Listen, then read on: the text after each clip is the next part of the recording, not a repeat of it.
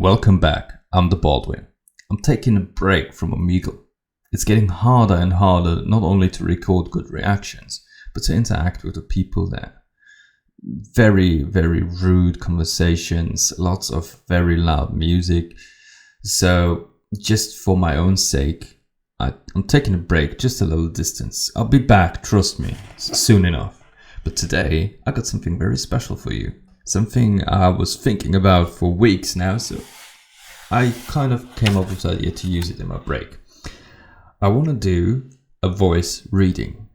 So today, I'm going to read from the Hobbit, a sweet passage where Gandalf and Bilbo meet for the first time.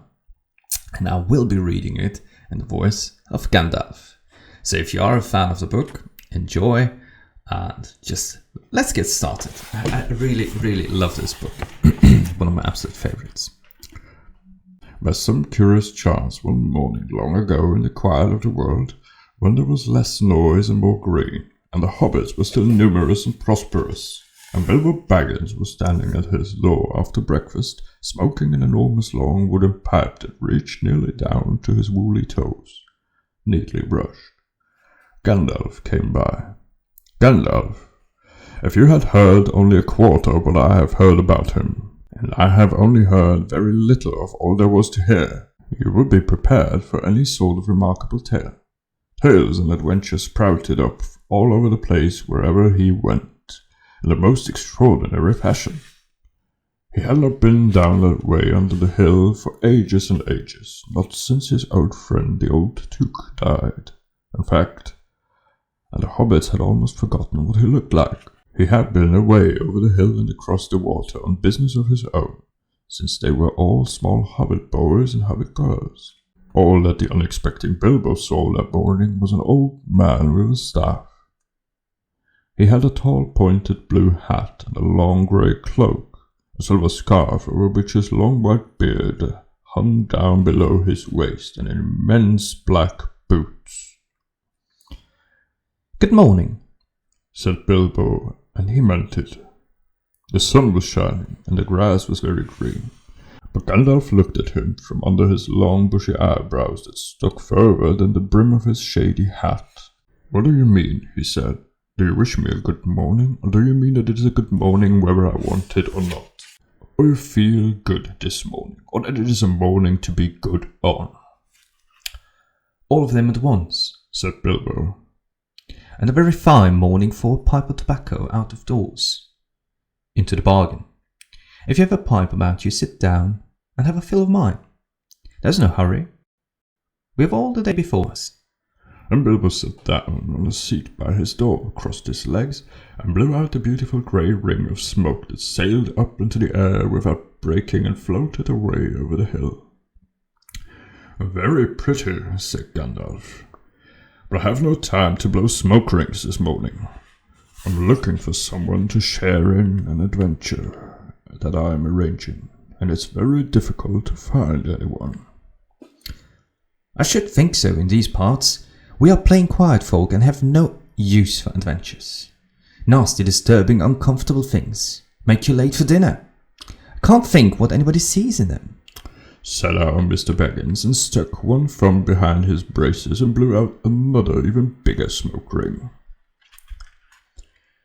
Then he took out his morning letters and began to read, pretending to take no notice of the old man. He had decided it was not quite his sort and wanted him to go away, but the old man did not move. He stood leaning on his stick and gazing at the hobbit without saying anything until Bilbo got quite uncomfortable and even a little cross. Good morning, he said at last. We don't want any adventures here, thank you. You might try over the hill or cross the water. By this he meant that the conversation was at an end. What lots of things you use good morning for, said Gandalf. Now you mean that you want to get rid of me, and that it won't be good until I move off. Not at all, my dear sir. Let me see, I don't think I know your name. Yes, my dear sir. And I do know your name, Mr. Bilbo Baggins. And you do know my name, though you don't remember that I belong to it. I am Gandalf, and Gandalf means me. To think that I should have lived to be good morning by Belladonna Took's son, as if I was selling buttons at the door. Gandalf? Gandalf! Good gracious me! Not the wandering wizard that gave old Took a pair of magic diamond studs that fastened themselves and never came undone till ordered. Not the fellow who used to tell such wonderful tales at parties about dragons and goblins and giants and the rescue of princesses and the unexpected luck of widows' sons.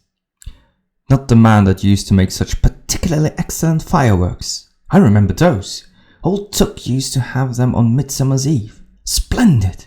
They used to go up like great lilies and snapdragons and laburnums of fire and hanging in the twilight all evening.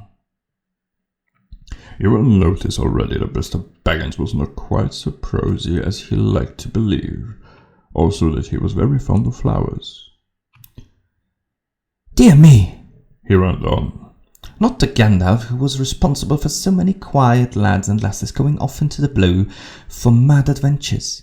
Anything from climbing trees to visiting elves, or sailing ships, sailing to other shores. Bless me, life used to be quieter you used to upset things badly in these parts once upon a time. I beg your pardon, but I had no idea you were still in business. Where else would I be? Said the wizard. All the time I am pleased to find you remember something about me. You seem to remember my fireworks kindly, at any rate, and that it is not without hope. Indeed, for your old grandfather's Took's sake, and for the sake of your poor Belladonna, I will give you what you asked for. I beg your pardon, I haven't asked for anything. Yes, you have, twice now. My pardon, I'll give it to you. In fact, I will go so far as to send you on this adventure. Very amusing for me, very good for you, and profitable too. Very likely, if you ever get over it. Sorry, I don't want any adventures, thank you. Not today, good morning. But please, come to tea, anytime you like. Why not tomorrow? Come tomorrow. Goodbye. With that, the hobbit turned and scuttled inside his round green door and shut it as quickly as he dared, not to seem rude. Wizards, after all, are wizards. That was a passage where Gandalf and Bilbo met the first time. I really, really love this book. It's one of my absolute favorites. And I hope you enjoyed me reading it in Gandalf's voice with a little Bilbo thrown in there. Well, not the real Bilbo, my version of Bilbo, since I can't do Martin Freeman that good. I hope you enjoyed it. Leave a like under this video, subscribe to my channel not to miss any future updates. If you liked me reading out of the book, let me know in the comments. Maybe I can do that more often. I would actually enjoy that. So have a great day, stay safe and healthy, and see you next time.